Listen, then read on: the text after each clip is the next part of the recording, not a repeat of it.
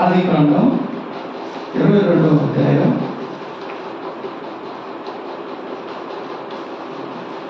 1వ వచనం నుంచి చదివితే విందాం. ఆ సంగతులు జరిగిన తర్వాత దేవుడు అబ్రహామును పరిశోధించెను. ఎట్లనగా ఆయన అబ్రహామా అని పిలువగా అతడు చిత్తము ప్రభువా అనెను. అప్పుడు ఆయన, నీకు ఒక్కడైన నీ కుమారుని అనగా నీవు ప్రేమించు ఇస్సాకును తీసుకొని మోరియా దేశమునకు వెళ్ళి అక్కడ నేను నీతో చెప్పబో పర్వతములలో ఒక దాని మీద దహనబలిగా అతన్ని నర్పించుమని చెప్పాను. తెల్లవారినప్పుడు అబ్రహాము లేచి తన గాడిదకు గంతకట్టి తన పనివారిలో ఇద్దరిని తన కుమారుడకు ఇస్సాకును వెంటబెట్టుకొని దహనబలి కొరకు కట్టెలు చీల్చి లేచి దేవుడు తనతో చెప్పిన చోటికి వెళ్ళెను. 3వ నాడు అబ్రహాము కన్నులెత్తి దూరము నుండి ఆ చోటు చూచి తన పరివారితో, మీరు గాడిదతో ఇక్కడనే ఉండుడి, నేనును ఈ చిన్నవాడును అక్కడికి వెళ్ళి దేవునికి మ్రొక్కి మరలా మీ యొద్దకు వచ్చేదమని చెప్పి దహనబలికి కట్టెలు తీసుకొని తన కుమారుడకు ఇస్సాకు మీద పెట్టి తన చేతితో నిప్పును కత్తిని పట్టుకొని పోయెను. వారిద్దరూ కూడి వెళ్ళుచుండగా ఇస్సాకు తన తండ్రి అయిన అబ్రహాముతో, నా తండ్రి అని పిలిచాను. అందుకతడు, ఏమి నా కుమారుడా అనెను. అప్పుడతడు, నిప్పును కట్టెలను ఉన్నవి గాని దహనబలికి గొర్రెపిల్ల ఏది అని అడుగగా అబ్రహాము, నా కుమారుడా, దేవుడే దహనబలికి గొర్రెపిల్లను చూచుకొనని చెప్పాను. అలాగూ వారిద్దరూ కూడి వెళ్ళి దేవుడు అతనితో చెప్పిన చోటికి వచ్చినప్పుడు అబ్రహాము అక్కడ బలిపీఠం కట్టి కట్టెలు చక్కగా పేర్చి తన కుమారుడైన ఇస్సాకును బంధించి ఆ బలిపీఠంపై కట్టెల మీద ఉంచెను. అప్పుడు అబ్రహాము తన కుమారుని వధించుటకు తన చెయ్యి చాపి కత్తి పట్టుకొనగా యెహోవా దూత పరలోకము నుండి అబ్రహామా అబ్రహామా అని పిలిచాను. ఇది మీకు తెలిసిన కారణమే అబ్రహాము జీవితం గురించి. అయితే ఈరోజు ఇందులో నుండి దేవుడు నాకు కొత్తగా చూపించిన విషయాలు మీతో పంచుకోవాలని ఆశపడుతున్నాను.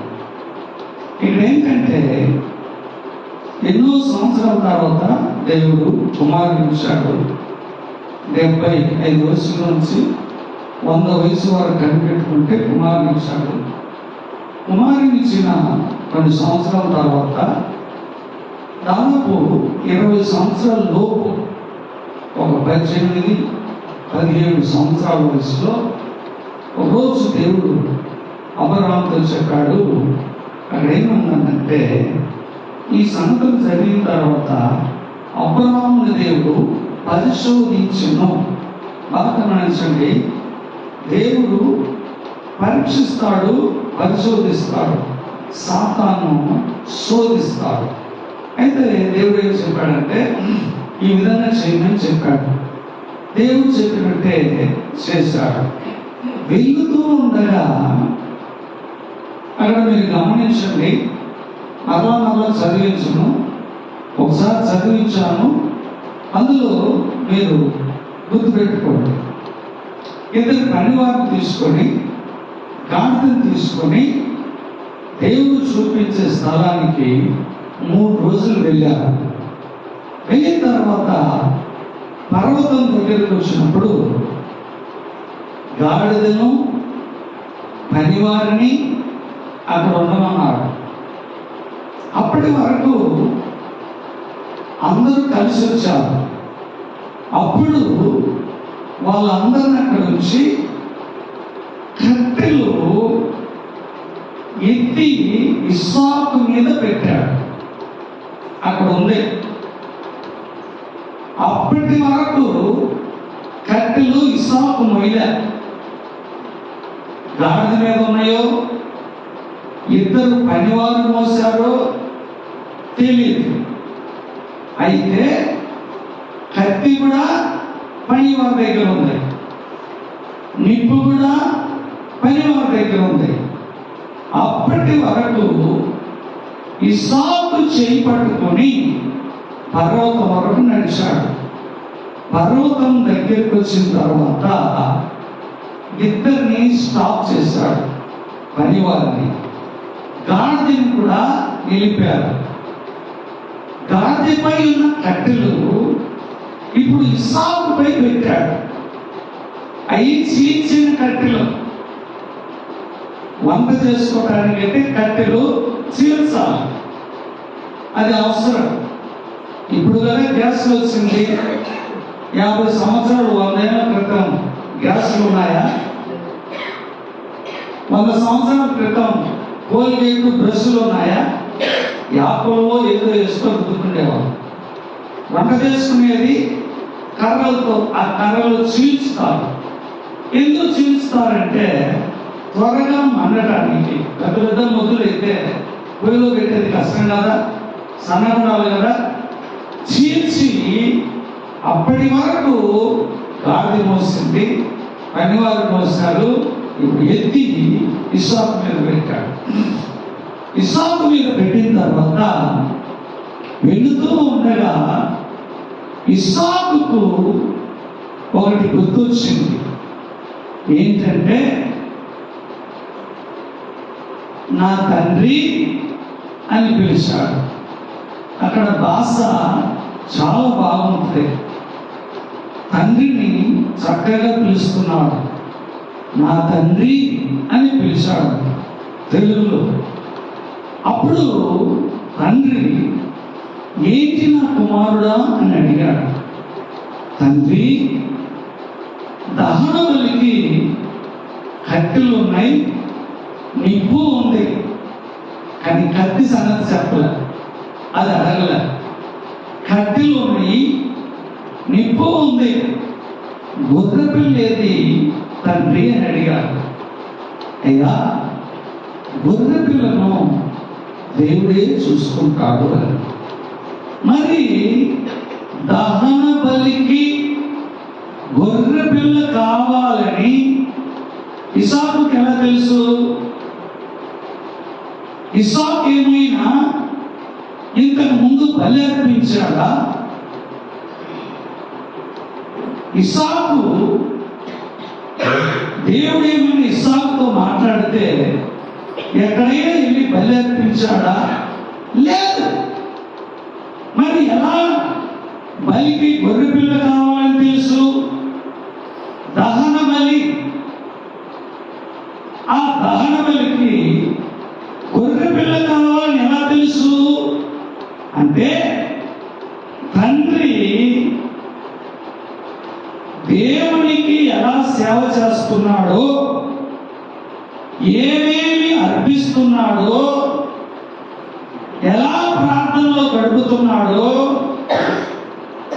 బలికి గొర్రె పిల్లను ఎలా అర్పిస్తాడో, ఇవన్నీ కన్నారా చూశాడు. ఎవరితో ఉండి చూశాడు? తండ్రితో ఉండి. మీ చిన్న పిల్లలను మీరు ఒక్క వయసు నుంచే కాదు, 6 నెలల నుంచినైనా బిడ్డను మందిరానికి తీసుకొస్తూ వస్తుంటే, ఆ బిడ్డ 6 నెలలు, సంవత్సరము, 2 ఏళ్ళు గడిచే కొద్దీ నీవు చప్పట్లు కొట్టేది చూస్తాడు, నీవు చేతులెత్తేది చూస్తాడు, ఎలా ఆరాధన చేసేది చూస్తాడు. చేతులు కొట్టేది, చప్పట్లు కొట్టేది, చేతులు ఎత్తేది, మోకరించేది అన్ని చూస్తారు. వందనాలు చెప్పేది చూస్తారు. ఇవన్నీ వారికి అలవాటైపోయి వారు ఇక నేర్చుకొని, చూసి నేర్చుకొని వాళ్ళకై వాళ్ళే చేస్తారు. ఇప్పుడు మాకు మనవడు ఉన్నాడు, వందనాలు చెప్తున్నాడా లేదా? సరే, మేమిద్దరం సేవకులం కాదు, విగ్రహారాధికులమే. అయితే అప్పుడు ఏం చేసేవాడు?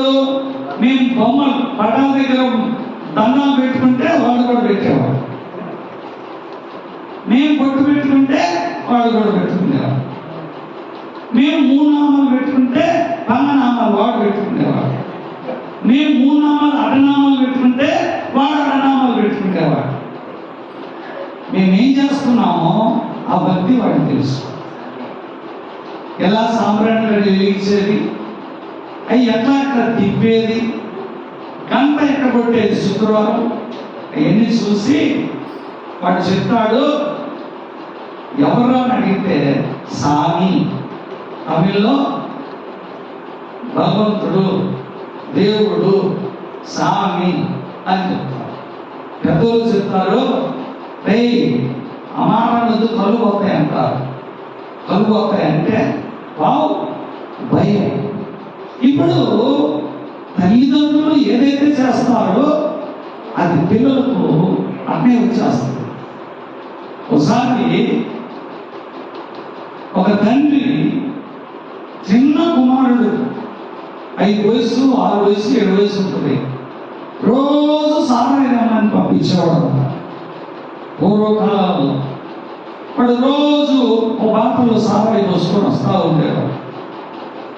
వాడేం చేసిండు, మా డాడీ రోజు సారాయి ఏమంటాడు తాగుతుండు, ఈటలో ఏముంది, ఈ సారాయిలో ఏముంది, నీళ్లు తాగుతున్నాము, మా డాడీ తనీగా మా నాన్న సారాయం తాగుతున్నాడు, సారాయి అంటే ఏంటి, ఇందులో ఏముంది, ఎందుకు తాగుతున్నాడని ఒకరోజు తీసుకొని వస్తా మధ్యలో కొంచెం మూత తీసి తాగాడు. తాగిన తర్వాత ఆ యొక్క స్మెల్, ఆ కైపు అది ఒక విధంగా ఉన్నదంట. సరే ఇంటికి వెళ్ళిన తర్వాత ఖాళీ ఉంటుంది కదా బాటలో, మా నాన్న తిడతాడని చెప్పి పక్కకెళ్ళి దాంట్లో యూరిన్ పోస్తాడు. ఫుల్ అయిందంట. ఆ తర్వాత ఒక నాన్న తీసుకెళ్ళిస్తే ఆ రోజు తాగి, ఒరే ఈరోజు ఎక్కడ తెచ్చావా సారాయి, చాలా టేస్ట్గా ఉన్నాను. పోసింది ఏంటి,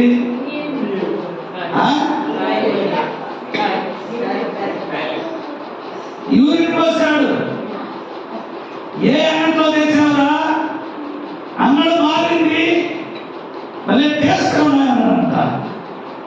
మరి మా నాయనకు ఉత్సకు సారాయికి తేడా తెలియలేదే అని ఇంకా వాడు ఏం చేసిందంటే, వాళ్ళ ఆయనకి ఒక బాటలు వీడు ఒక బాటలు. ఇక తాగుతా ఉంటే తండ్రి కొడుకులు ఇద్దరు తాగుబోతున్నాయ్యారు. ఒకరోజు తండ్రి, రే వాళ్ళ అమ్మన్నది తాగుద్దురా అంటే, అప్పుడు నాయన తాగుతున్నాడుగా. వాళ్ళ ఆయన వచ్చి తాగుద్దురా అంటే నువ్వెందుకు తాగుతావు, చిక్కిపోయాడు. శాపాలు ఎలా వస్తాయంటే, కొంతమందికి తల్లిదండ్రులు చేసి పిల్లల మీద అట్లనే వస్తాయి శాపాలు. ఒక జరిగిన సంగతి చెప్తాను. ఒక వ్యక్తికి పొలం ఉంది, దాదాపు కొన్ని ఎకరాలు. ఆ పొలంలో గేదెలు పడతాయి. ఏం పడతాయి, గేదెలు. గేదెలు అంటారా, బర్రెలు అంటారా, గేదెలు. తర్వాత పశువులు, ఆవులు. అతను ఏం చేసేవాడంటే పట్టుకొని చెట్టు కట్టేసి ఒక్కొక్క దానిలో ఇంత శీల లేక ఆని అంటారు కదా, వాళ్ళు కొడతారు కదా చెట్లకు, ఎందుకంటే 1 ఇంచు 2 ఇంచులు మేకులు శుద్ధితో కాలు కోసి పెట్టేవాడంట. కొంచెం వదిలేవాడంట. అవి గుంటుకుంటా నడుచుకుంటా వెళ్ళి యజమానులు ఇల్లు చేరిన తర్వాత యజమానుడు చూసి వాటిని పెరిగితే అవి మానక పురుగులు పడి ఆ గేదెలు పశువులు కొన్ని చచ్చిపోయాయంట. ఎవరు చేస్తున్నారంటే కనిపెట్టలేకపోయారు. అతనికి ఒక కొడుకు పుడితే 2 కాళ్ళలో ఆడలు అంట. 2 కాళ్ళలో ఆడి కాళ్ళు ఇక్కడ నడుస్తున్నాడు అంట. అప్పుడు దైవజనుడు ఆ ఇంటికి వెళ్ళి భోజనం చేసినాక వాడు అలా నడుస్తుంటే ఏంటి వీడికంటే 2 కాళ్ళలో ఆనలు వచ్చినాయి, చాలా ఆస్తి పనులు. అప్పుడు అతను అనుకున్నాడు, నాకు భోజనం పెట్టాడు, నన్ను ప్రేమిస్తున్నాడు, సేవకులను ప్రేమిస్తున్నాడు, ఇంత మంచోడే, మరి ఇద్దరు కొడుకు ఎందుకు పుట్టారా అని ఆయన అడిగాడంట. నీ జీవితంలో నీ యొక్క నడవడికి ఎలా ఉన్నదని అడిగాడంట. ఆయన చెప్పాడంట, మనసాక్షి చెప్తుందిగా నేను ఇలా చేసిన గేదెలు కానీ ఆ శాపమే నీ కొడుకు వచ్చింది. నువ్వు ఆనే కొట్టావు, వీడికి ఆనే వచ్చింది. ఏం కాదు? ఆనే కాదు. ఇప్పుడు అబ్రాహాము కత్తిలు కొడుకు మీద పెట్టాడు, నిప్పు పెట్టుకున్నాడు, కత్తి పెట్టుకున్నాడు. వెళ్తా ఉంటే నా తండ్రి అని అడిగితే, ఏంటి నా కుమారుడా, దానబలికి కత్తిలు ఉన్నాయి, నిప్పు ఉంది, వదిలిపోలేదు నా తండ్రి, దేవుడే చూసుకుంటాడు అంటే ఇస్సాకుతో తండ్రితో కూడా వెళ్ళి బలులు ఎలా అర్పించేది చూస్తూ వచ్చాడు. బలికి ఏమేమి అవసరమో తెలుసు, బలికి కత్తులు కావాలని తెలుసు, కత్తి కావాలని తెలుసు, నిప్పు కావాలని తెలుసు. అవన్నీ తెలిసే కనుక లేదు అడుగుతున్నాడు. అక్కడ ఏం లేదు, మరి అది గుర్తుంది. మర్చిపోయావా డాడీ? మర్చిపోయావా? గాడిదను తీసుకొచ్చావు, నేను ఎక్కడన్నా పొట్టేళ్ళని ఎక్కడన్నా రెడీ చేసావని అనుకున్నాను, మధ్యలో మరి ఎక్కడ తీసుకురాలేదు, మన ఇద్దరమే వెళ్తున్నాము. అసలు మూడోది ఏది? మూడోది గొర్రె పిల్ల ఏది? నీకెందుకురా గొర్రె పిల్లని ఎవరు చెప్పాడు అని అన్నా. అవునయ్యా, గొర్రె పిల్లలకి ఇచ్చేది నిజమేనా? అయితే దేవుడు చూసుకుంటారులే అన్నాడు. దేవుడు ఎలా చూసుకుంటాడు, అది ఎలా చూసుకుంటాడు అని అడగల. విన్నాడు, విశ్వసించాడు, వెళ్ళాడు. వెళ్ళిన తర్వాత బలిపీఠం కట్టాడు. అప్పుడు కూడా అడగలే ఇస్సాకు గొర్రెపిల్ల ఏదని. కట్టెలు పెంచాడు, గొర్రెపిల్ల ఏదని అడగల. కింద చెప్పాడుగా, ఇస్సాకును బంధించాడు, గొర్రెపిల్ల ఏదని అడగల. బంధించడం అంటే రాయబడింది, ఇస్సాకును బంధించి అంటే కాళ్ళు చేతులు కట్టేశాడు. ఏం చేస్తారు కాళ్ళు చేతులు? కొంతమంది ఎండోస్కోప్ వేస్తారు కడుపులోకి, ట్యూబ్. కడుపులో ఏమన్నా పుండా క్యాన్సర్ ఉందా చూడాలంటే ఎండోస్కోప్ వేస్తారు. అది వేసేటప్పుడు క్లిప్పులు పెడతారు, రెండు చేతులు కాళ్ళు ఇద్దరు పట్టుకుంటారు. ఆ వైరులో కేబుల్ వైరు, ఆ కెమెరా తోటి లోపలికి సారణ తోస్తారు, పెద్దవాడు పోతుంది లోపలికి, కడుపులోకి పోయి తెచ్చవు. అప్పుడు కాలు చేతులు పట్టుకుంటారు. ఏదైనా ఒక వైద్యం చేయాలంటే అది నొప్పి కలిగే వైద్యం అయితే కాలు చేతులు పట్టుకుంటారు. కానిపోయిన వాళ్ళు ఏం చేస్తారు మీరు చెప్పండి? కానిపోయినారుగా, నేను కానిపోలేదులే, మనిషిని కాబట్టి చెబుతున్నా. ఆడవాళ్ళు ఏం చేస్తారు? మనుషులు ఏం పట్టుకుంటారు? చేతులు, కాళ్ళు. ఎందుకు? నొప్పులు తట్టుకోలేక కేకలేస్తా అరుస్తా ఉంటే రెండు చేతులు రెండు కాళ్ళు బంధించేస్తా. అలానే ఇస్సాకును బంధించి కాళ్ళు చేతులకు తాడు కట్టేసి కట్టెల మీద పెట్టేశాడు. ఏడ్చినట్టు కానీ, అరిచినట్టు కానీ, మోసం చేసావు అన్నట్టు కానీ, అమ్మా అన్నట్టు కానీ ఏమన్నా రాయబడదా. అలానే ఉండిపోయాడు. సూది డాక్టర్ అంటేనే పిల్లలు ఏడుస్తారు. వాళ్ళు ఏడుస్తా ఉంటే మనం భయపెడతామా? ఏడిస్తే డాక్టర్ దగ్గర తీసుకుపోతాను. అవుతుంది ఏడవను. ఎందుకో ఇంజక్షన్ వేసేటప్పుడు ఎట్లుంటుంది? ఐస్ క్రీమ్ తిన్నట్టుంటే నొప్పి కదా. మరి ఆపరేషన్ చేసినప్పుడు భక్తి ఎందుకు ఇస్తారు? ఆ కత్తితో పోయాలంటే ఎంత నొప్పి. మీరు ఆపరేషన్ అలా చేస్తే నిద్ర కూడా వారు గుండె ఆపరేషన్ ఎలా చేస్తారో తెలుసా? ఇక్కడ ఉన్నాయి కదా ఎముకలు, దాన్ని ₹1,00,000 బ్లేడ్తో మిషన్ పెడితే చెట్లు వస్తుంది కదా, పర పర పర పర పర పర అలా వస్తుంది. ఒక బ్లేడే ₹1,00,000. అందుకే 3,00,000 4,00,000 అడుగుతుంది. ఆ బ్లేడ్ ఇంకో మనం యూజ్ చేయదు. దీన్ని వేయాలంటే కత్తితో కాదు, అది మిషన్ కరెంట్లో పెడతారు. ముందు కోస్తారు శరీరాన్ని, ఆ ఎముకలు కోసేటప్పుడు ఆ యొక్క రంపం, ఆ బ్లేడ్ సర్వం కోసేస్తుంది. కోసిన తర్వాత ఇటుపక్క ఒక క్లిప్, ఇటుపక్క ఒక క్లిప్ పెట్టి ఇక్కడ తిప్పుతా ఉంటే ఎముకలు ఇటు బాగుతాయి. మామూలుగా ఈ ఆంజనేయుడు కదా ఆ రాముని సీతాన్ని చూపిస్తున్నా, ఇక బెల్కి అత లావుతా, ఆ తర్వాత ఆపరేషన్ స్టార్ట్ చేస్తా. నొప్పి అయితే ఇక్కడ బంధించి కట్ల మీద పెట్టాడు. కంగారుపడలేదు, ఏడవలేదు, ఏమైందో చూస్తున్నాడు. వాడు గమనించండి, మన కన్న బిడ్డలను దేవుడు మనకు చెప్పి ప్రార్థనలో నువ్వు నీ బిడ్డను కత్తితో కడుపులో పొడవమంటే మనం పొడుస్తున్నాం? నేను చెప్పండి, దేవుడు ఈరోజు రాత్రి కానిచ్చి నీ మనల్ని పొడవమంటే అయ్యా నేను పొడవలేను, నా వల్ల కాదా? పొడుస్తామా? మన బిడ్డలను చంపుకుంటామా?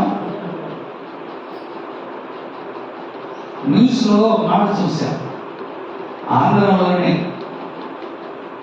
ఒక ఆమె 14 నెలల కుమారుని తీసుకొచ్చి బస్ స్టాండ్లో ఆడ వదిలిపెట్టి వేరే వాడు వస్తే బండిలోకి వెళ్ళిపోయినాడు. ఆ తర్వాత వాడు నడుస్తా ఉన్నంట. ఒరే ఏదిరా మీ అమ్మంటే 14 నెలలు కలిగాడు, ఏం తెలుసు వాడికి? అట్లా ఇట్లా పోలీసులు కంప్లైంట్ ఇస్తే తీసుకుపోయి స్టేషన్లో పెట్టారు బిడ్డను. సీసీ కెమెరాలో చూస్తే ఆమె ఎక్కిపోయిన 2 వీలర్ నెంబరు పట్టేశారు. అది ఎక్కడికి తీసేస్తాయండి, ఎవరి మీద తీసేస్తుందని పడితే 2 రోజుల తర్వాత ఆ వెళ్ళిపోయిన వాళ్ళని పట్టుకొచ్చి బుద్ధి చెప్పి మందలించి వారిని వేసి జైల్లో దీన్నాలు కొట్టి బిడ్డను అప్పగించారు. అంటే తల్లి కూడా తన బిడ్డను మరిచే రోజులు, కసాయి రోజులు. ఒక పీడితో వెళ్ళిపోయింది, అర్థకాదు 14 నెలలు కొడుకు వదిలిపెట్టి. ఆంధ్రాలో జరిగింది, యూట్యూబ్లోని చూసాను న్యూస్. ఎలాంటి రోజులు ఇదే సాకును బంధించినప్పుడు, కత్తి మీద పెట్టినప్పుడు ఏం మాట్లాడు, కత్తి అప్పుడు స్వరం వినబడుతుంది, అబ్రహామా అబ్రహామా. దేవుని బిడ్డలారా, ఇస్సాకుకి ఎలా తెలుసు గొర్రెలు కావాలి అంటే తండ్రితో ఉంటాడు. తండ్రి ఎలా ప్రార్థిస్తాడు, ఎలా ఆరాధిస్తాడు, ఎలా బలులర్పిస్తాడు, బలికి ఏం కావాలి, ఇవన్నీ తెలుసుకుంటూనే లేని దాన్ని తండ్రికి గుర్తు చేస్తున్నాడు. ఒక రోజున ఒక పాస్టర్ గారి కూతురు, చిన్న పిల్ల, 3.5 సంవత్సరం 4. డాడీ ఈరోజు శనివారం అంటుంది నైట్లో. అంటే రేపేం వారం అని? ఎక్కడికి వెళ్ళాలి? నువ్వు వాక్యం చెప్పాలి, నేను ఎక్కడ కూర్చోవాలి? సండే స్కూల్లో. నేను ఇంటున్న పక్కలో కూర్చొని, డాడీ ఈరోజు సాటర్డే, రేపు సండే. వాళ్ళు నవ్వుతున్నారు. గుర్తుంది, తండ్రికి జ్ఞాపకం చేస్తుంది, రేపు సండే స్కూల్ ఉంది కదా, రేపు చర్చి ఉంది కదా. నేను విని ఆశ్చర్యపడిపోయాను. అవును, మన పిల్లలు మన భక్తిని చూడాలి, మన నడవడిని చూడాలి, మన త్యాగాన్ని చూడాలి. అప్పుడే మనం ఏదైనా మర్చిపోతే వాళ్ళే గుర్తు చేస్తారు. మనం బైబిల్ తీసుకురాకుండా వచ్చామనుకో, వాళ్ళు చెప్తారు బైబిల్ ఏది, ముసుకేసుకోలేదనుకో, ముసుకేసుకో. ఉత్తర కొరియాలో, దక్షిణ కొరియాలో పాల్ యాంగ్స్ అని ఒక ఆయన ఉండేవాడు. 10 లక్షల మంది విశ్వాసులు. మన ఇండియా నుంచి ఒక సేవకుడు వెళ్ళాడంట ఆ చర్చి చూద్దామని, పాల్గొందామని. ఆయన జనాల స్థాయి చూస్తూ ఉంటే, అంటే 10 లక్షల మంది కదా, పెద్ద మందిని కదా. ఆయన ఒకసారి చూస్తా ఉన్నాడు, అందరూ కళ్ళు మూసుకొని ఉంటారు. ఆ కొరియా దేశ పిల్లలంటున్నాక రోజు రైస్ అవుతుందంట. కళ్ళు మూసుకో, ఎవరినో కాదు, ఏ సమయం కళ్ళు మూసుకోమన్నాడు. ఎవరిని? ఏ సమయం? చిన్నపిల్ల క్లోజ్ యువర్ ఐస్, కళ్ళు నిద్రపోయారు. అలాంటి భక్తి ఆ సమయంలో తల్లిదండ్రులు చేసే పిల్లలకు తెలియాలి. మనం వచ్చేటప్పుడు పిల్లలు ఇంటి దగ్గర పెట్టి రాకూడదు, తీసుకురావాలి. 6 నెలల నుంచి అయినా, సంవత్సరం నుంచి అయినా తీసుకొస్తున్నాను. వాళ్ళు మనం పాడేది వినాలి, కూర్చునేది వినాలి, ప్రార్థన చేసేది వినాలి, చదువులు పడేది వినాలి, అల్లు చెప్పేది వినాలి. మా మానేది బలా చెప్తున్నా లేదా, అల్లు చెప్తున్నా లేదా, నాకు ప్రైజ్ కార్డు చెప్తాను. నాకేం చెప్తుండో, నాకు ప్రైజ్ కార్డు చెప్తాను. అదే లోకరీతి కనుక చెప్తాడా? చెప్పడు. ఈరోజు తల్లిదండ్రులను పిల్లలు రే అనే వాళ్ళు ఉన్నారు. ఒక ఇంటికి పాస్టర్ విసిటింగ్ వెళ్ళాడంట. వాళ్ళ తండ్రి నిద్రపోతా ఉన్నాడు సాపేసుకొని. అయ్యా డాడీ లేడా అంటే, ఉన్నాడు అంకుల్ అన్నాడంట. ఏం చేస్తున్నాడు అంటే, నిద్రపోతున్నాడు. సరే రేపు కావాలంటే డాడీ డాడీ అని పిలవద్దు, కాలుతో పొట్ట మీద పెట్టి తండుతారే, లేదా డాడీ లేదా అని కాలుతో దాన్ని లేపుతున్నాడు. అప్పుడు ఈ పాస్టర్ చూసి, వీడు ఎలా లేపలేదు, చేతి లేపలేదు, కాలుతో తండ్రి లేపుతున్నాడు. అప్పుడు ఏనంత భక్తి పరుడు తండ్రి అనుకున్నాడు. మన వీడిలో మనం చూడాలి. ఇస్సాకు ఆ మాట అడుగుతున్నాడంటే, ఇస్సాకు ఎలా తెలుసు? ఎవరు చెప్పారు? గొర్రె పిల్ల అవసరమని ఎవరు చెప్పారు? ఎవరు నేర్పించారు? చూశాడు. ఎక్కడ చూశాడు? తండ్రితో నడుస్తూ చూశాడు. తండ్రితో చూశాడు. తండ్రితో నడుస్తూ చూసి లేదేదో అడుగుతున్నాడు. అన్నీ ఉన్నాయి, గొర్రె లేది. వెంటనే అబ్రహాము నువ్వేనని చెప్పలేదు. ఏం చెప్పాడంటే, దేవుడే చూసుకుంటాడు. మన పిల్లలకు మనం ఏం చెప్పాలంటే, ఏదన్నా మనం అడిగితే ప్రార్థన చెయ్యి అని చెప్పాలి. ఏం చెప్పాలి? పిల్లలు మనం అడుగుతారుగా, పెన్సిల్ సాక్రెట్ కూడా డబ్బులు ఇవ్వను మన వాళ్ళు అడుగుతున్నారు. అట్లానే దేవుణ్ణి అడిగేటప్పుడు నేర్పించాలి. ప్రార్థన చెయ్యి, ప్రార్థన చెయ్యి, ప్రార్థన చెయ్యి. మనం ఇస్తాము, నేర్పించాలి. వాళ్ళు ఏం చేయాలి? నేర్పించాలి. తల్లిదండ్రులు బిడ్డను తీసుకెళ్ళి కుంకుమ కొట్టి పెడితే పెద్ద అయిన తర్వాత వాళ్ళే పెట్టుకుంటారు. ఎవరు నేర్పించారు? తండ్రి ఇట్లా 3 నామాలు పెట్టుకుంటే అన్ని బిడ్డ పెడతాడు. పెద్ద అయిన తర్వాత తండ్రి పెట్టాడు, వాడే పెట్టుకుంటాడు. వాడు బిడ్డ పెడతాడు, వాడు బిడ్డ పెడతాడు. తరతరా పెట్టుకుంటూ వస్తారు. ఎదులో భక్తి. అందుకే యేసుక్రీస్తుని అనేక మంది నమ్మలేకపోతున్నారు. ఏంటంటే వాళ్ళ తల్లిదండ్రుల భక్తి పిల్లలు విడవాలంటే విడవరు. అదేదో కొత్తగా ఉంటుంది. అందుకే నిజదేవుని తెలుసుకోవాలంటే వాళ్ళని దేవుడినే దర్శించాలి, ఉదయం తెరవబడాలి. లేదంటే అలా మారవాలంటే ఏదైనా అద్భుతం జరగాలి. సామాన్యంగా భక్తిని వదిలిపెట్టలేదు. వాళ్ళు ఏమంటారు, ఏం మన దేవుడు లేరా అంటారు. ఎందుకు? తల్లిదండ్రులు ఏం చేశారో పిల్లలు తెలుసు. గట్టగొట్టేది చూస్తారు, అన్ని చూస్తారు కనుక అయ్యే వాళ్ళు చేస్తారు. అయ్యే చేస్తారు కనుక పిల్లలకి అయ్యే నేర్పిస్తారు. తరతరాలు అయ్యే నేర్పిస్తారు. కొంతమంది ఏమంటారు తెలుసా, మేము తరతరాలుగా హిందువులు నేర్పించుకుంటాం సార్. ఇంకా కొంతమంది చెప్తారు, మేము ముత్తాత నుంచి క్రిస్టియన్, భక్తి ఉండదు, భక్తి ఉండదు, భయం ఉండదు అని అడుగుతున్నాడు. గొర్రె పిల్ల ఏది? దేవుడే చూసుకున్నాం. కత్తెత్తాడు, దేవుడు పిలిచాడు 2 సార్లు. ఆపమన్నాడు, ఆపాడు. వెనకటి చూస్తే పొట్టేలు. బక్రీద్ అంటారు కదా, బక్రీద్ తెలుసా? ముస్లిం చేసే పండుగ బక్రీద్. అదే ఏడేమో ఇస్సాక్ అని ఉంది, ఖురాన్లో ఇస్మాయిల్ అని ఉంది. అందుకు ఆ రోజు అందరూ పొట్టేలు మాంసం తింటారు ఆ బక్రీద్ రోజు. అదే.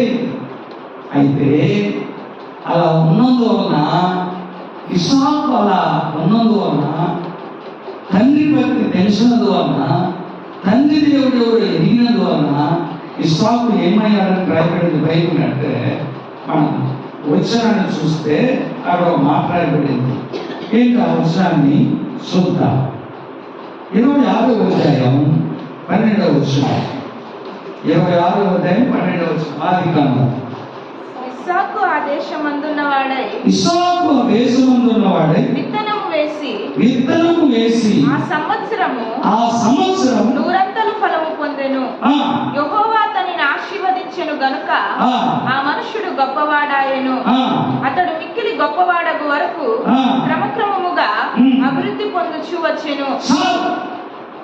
ఇస్సాకు ఆ దేశమందున్న వాడై విత్తనం వేసి ఆ సంవత్సరం 100 ఎంతండి? తండ్రికి మించిన ఆశీర్వాదం. 100 అంటే కొత్తగా పెళ్లి దీవించేటప్పుడు 30 ఏళ్ళు మీరు బాగుందరు కాక, 40 ఏళ్ళు బాగుందరు కాక అని దీవిస్తాము. ఎన్ని సంవత్సరాలు? 100 ఏళ్ళు. 100 అనేది సెంచరీ, అది గొప్పది. 25 సంవత్సరం ఒకటి, 50వ సంవత్సరానికి ఒక పేరు, 75వ సంవత్సరానికి ఒక పేరు, 100వ సంవత్సరానికి ఒక పేరు. ఇదన్నింటిలో కల 100 టాప్. 100 అనేది టాప్. మార్కులు చూడండి, 100 100కి ఎన్ని మార్కులు రావాలి నిర్ణయించుకుంటాం. 35, 50 ఎన్నో. కానీ కొంతమంది లెక్క మ్యాథ్స్ లో 100కు 100 తీస్తారు. అప్పుడు 100కు 100 తీసేవాళ్ళు 10th లో కానీ ఇంటర్మీడియట్ లో కానీ స్టేట్ లో ఫస్ట్ ర్యాంక్ వస్తుంది. 100కి 100 అంటే పరిపూర్ణమైన ఆశీర్వాదం. అంటే అబ్రహాము కంటే ఇస్సాకు తన జీవితంలో 100 ఆశీర్వదించమన్నాడు. ఎందుకు? గొర్రె పిల్లను ఎరిగిన వాడు కనుక. దహన బలి ఇయ్యబోయేటప్పుడు మౌనంగా ఉన్నాడు కనుక, లోబడ్డాడు కనుక, తండ్రి ఏం చేసినా సరే ఓకే అన్నట్టు, తండ్రికి ఎదురు మాట్లాడకుండా ఏం అడగకుండా గొర్రెపిల్ల ఏదని అడిగితే దేవుడే చూసుకుంటా అన్నాడు. కానీ దేవుడు అన్నావే, చూసుకుంటా ఉన్నావే, నన్ను కట్టేసావే, నన్ను నడుస్తున్నావే అని మాట్లాడకుండా మౌనం అయిపోయాడు. తండ్రిని మించిన విశ్వాసం, తండ్రికి మించిన ఆశీర్వాదం అందుకే యేసుప్రభు చెప్పాడు, మత్తయి సువార్తలో మాట ఉంది, ఒకడు విత్తనం వేసిన తర్వాత ఆ యొక్క చెట్లు ఎన్నెంత ఫలించింది. ఆ మత్తయి సువార్త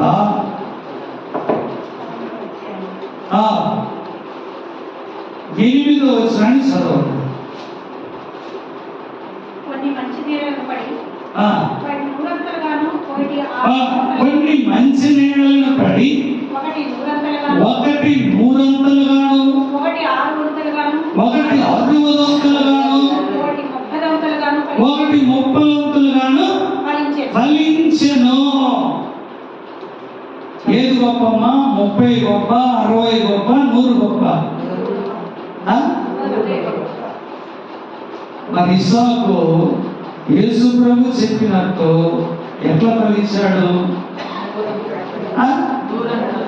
పరిపూర్ణంగా ఫలించాడు. కారణం తండ్రి భక్తి, తండ్రి నడవడిక, తండ్రి దీవెన. తండ్రి లాంటి వాడు. అందువల్లనే మన బిడ్డలు దీవించబడాలంటే మనం అబ్రహాము అయితే మన కొడుకులు ఇస్సాకులు ఉంటారు. ఆమె చెప్పండి. మనం అబ్రహాములుగా ఉంటే మన కొడుకులు ఇస్సాకులు ఉంటారు. వాళ్ళు ఇస్సాకులుగా ఉంటే వాళ్ళ కొడుకులు యాకోబులుగా మారుతారు. వాళ్ళు యాకోబులుగా ఉంటే వాళ్ళ కొడుకులు యోధాలుగా మారుతారు. ఎవరు మారుతారు? యోధాలుగా, దావీదులుగా విస్తరిస్తారు. మా ఇంట్లో ఒక్కనే మగులని 2 అన్నలు చచ్చిపోయారు, ఒక్క తమ్ముడు చచ్చిపోయారు. మా అమ్మను ఆ ఇంట్లో ఉంచకుండా వేరే ఇంటికి తీసుకెళ్ళారు నేను కడుపులో ఉన్నప్పుడు. ఎందుకంటే మా తాతగారి ఇంట్లో ఆ మగ పిల్లలు ఎవరు పుట్టినా చచ్చిపోతున్నారు. గ్రామం అంతా చెప్పారు, ఏదో శాపం ఉన్నట్టుంది, మగ పిల్లలు బ్రతకరు, పుట్టినోళ్ళు పెరిగి 5-6 సంవత్సరాలు 7-8 సంవత్సరాల్లోనే చచ్చిపోతున్నారు. దయచేసి ఇల్లు షిఫ్ట్ చేయకండి. మా తాతగారి ఇంటి కాకుండా మా నాన్నింటికి తీసుకెళ్ళారు. అతను తీసుకెళ్ళకూడదు, తీసుకెళ్ళారు. 1972 ఏప్రిల్ 22వ తారీఖు 26 బుధవారం సాయంత్రం ఉంటే నేను కూడా 1 కేజీ 9900 గ్రాములు ఉన్నానంట. ఎన్ని కేజీలు అంటే చేతిలో పెట్టుకుని జారిపోతా. అప్పుడు వాళ్ళు అన్నారంట దేవుడికి, ఓ దేవుడా ఇలాంటి బతికితే వీడి ఎంట్రికలు నీకు నాశనం చేసి సమర్పిస్తాము అని. హిందువులు